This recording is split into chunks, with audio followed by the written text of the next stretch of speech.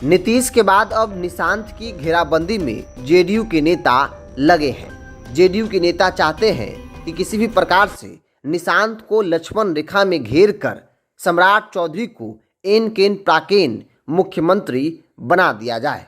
नमस्कार, the India top देख रहे हैं। मैं हूं आपके साथ बिरजू सिंह। नीतीश कुमार के बाद बिहार का मुख्यमंत्री कौन होगा, इसकी चर्चा गांव-गांव तक खूब हो रही है। भारतीय जनता पार्टी में भी एक नहीं बल्कि 2 दर्जन से अधिक दावेदार बैठे हैं। भाजपा नेताओं को ऐसा लगता है कि बीजेपी कभी भी किसी को भी उठाकर मुख्यमंत्री बना सकती है और बीजेपी कई राज्यों में ऐसा की भी है और ऐसे में चर्चा कई नामों की है। लेकिन चर्चाओं के बीच एक चर्चा और खूब हो रही है। कहा यह जा रहा है कि नीतीश कुमार की घेराबंदी जिस प्रकार से जेडीयू के नेताओं ने की और जिन नेताओं ने की, वही नेता अब निशांत की घेराबंदी में लगे हुए हैं, क्योंकि उनका मकसद है कि किसी भी प्रकार से नीतीश के बाद अब सम्राट चौधरी को बिहार का मुख्यमंत्री बनाया जाए। मतलब सम्राट चौधरी और जेडीयू के उन नेताओं का पेट जो है वो पूरी तरीके से एक है। वो लोग यही चाहते हैं और इसलिए ये लोग निशांत की घेराबंदी में लगे हुए हैं।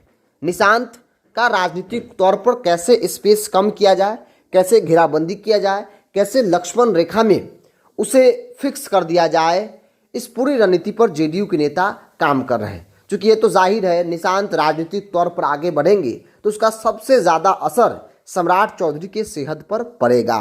क्योंकि लव कुश कुशवाहा समाज से सम्राट चौधरी आते हैं, कुर्मी समाज से निशांत कुमार आते हैं और ऐसे में कहा जा रहा है कि नीतीश कुमार की विरासत को अगर निशांत मजबूती के साथ पकड़ लेते हैं या फिर उस पर अपना प्रभाव डाल लेते हैं, पकड़ बना लेते हैं, तो सम्राट चौधरी राजनीतिक तौर पर हवा में उड़ जाएंगे और इसीलिए सम्राट चाहते हैं कि किसी प्रकार से निशांत मजबूत नहीं हो। निशांत को लेकर मांग जरूर है और यही कारण है कि जेडीयू में आनन फानन में उनकी एंट्री कराई जा रही है। लेकिन एक जो खबर आ रही है कि निशांत कुमार को बिहार घुमवाया जाएगा। जेडीयू के नेता चाहते हैं कि भाई निशांत जेडीयू ज्वाइन करे और पहले बिहार घूमे, नहीं तो परिवारवाद का आरोप लगेगा अगर डायरेक्ट डिप्टी सीएम बना दिया जाएगा तब। और इसीलिए चाहते हैं कि भाई निशांत की राजनीतिक तौर पर घेराबंदी होती रहे और इस बीच में सम्राट चौधरी को मुख्यमंत्री बना दिया जाए। सम्राट का मकसद है कि निशांत को फिनिश कर देना है, किसी भी तरीके से एक अलग इमेज बनाना है, किसी भी तरीके से उनकी घेराबंदी होनी चाहिए, लक्ष्मण रेखा उनके लिए पार देना है ताकि निशांत उस लक्ष्मण रेखा से बाहर नहीं निकल पाए। और अगर ऐसा हुआ तो सबसे ज़्यादा फायदा सम्राट चौधरी को होगा। ये वही जेडीयू के नेता है जो नीतीश कुमार को मुख्यमंत्री की कुर्सी छोड़ने पर राजी करवाए, राज्यसभा जाने पर सहमति उनसे ले ली कि आप राज्यसभा चले जाइए, आपसे बिहार नहीं संभल रहा है, तमाम तरह की बातें हुई।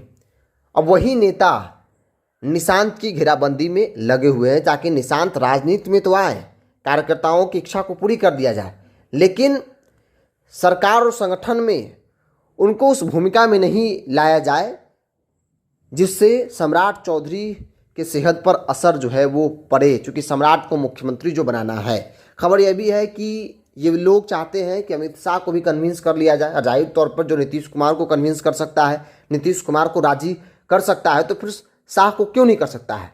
और शुरुआती दौर में बिहार का कोई भी मुख्यमंत्री बने, जेडीयू की मर्जी चलेगी, नीतीश कुमार की मर्जी चलेगी। और ऐसे में जेडीयू के ये नेता जो सम्राट चौधरी के लिए फील्डिंग कर रहे हैं, नीतीश को आधार बनाकर शाह को भी राजी करवा सकते हैं, इसमें कोई बड़ी बात नहीं है। लेकिन अब देखना होगा कि नीतीश कुमार जिस प्रकार से सक्रिय दिख रहे हैं या फिर सक्रिय होने की संभावना दिख रही है, अगर वो उस भूमिका में दिखे, बिहार घूमना शुरू किए, रणनीति बनाना शुरू किए, नीतीश अगर बीमार भी हैं, अगर 20% भी अगर दिमाग राजनीति में लगाएं, 20% भी वो अपने पुराने दौर में वापस लौट आएँ, तो भारतीय जनता पार्टी और जेडीयू के इस कुछ नेताओं का जो मकसद है उसमें वो कामयाबी उन्हें नहीं मिल पाएगी। बिहार की राजनीति में भारतीय जनता पार्टी के लिए कई चैलेंज, कई चुनौती जो है वो दिख रहा है। बहरहाल जेडीयू के नेता लगे हुए हैं कि एन केन प्राकेन कैसे सम्राट चौधरी को मुख्यमंत्री बना दिया जाए। बहरहाल आप क्या मानते हैं, अपनी राय को कमेंट्स बॉक्स में रखिए। इस पूरी रिपोर्ट में इतना ही। बहुत बहुत धन्यवाद।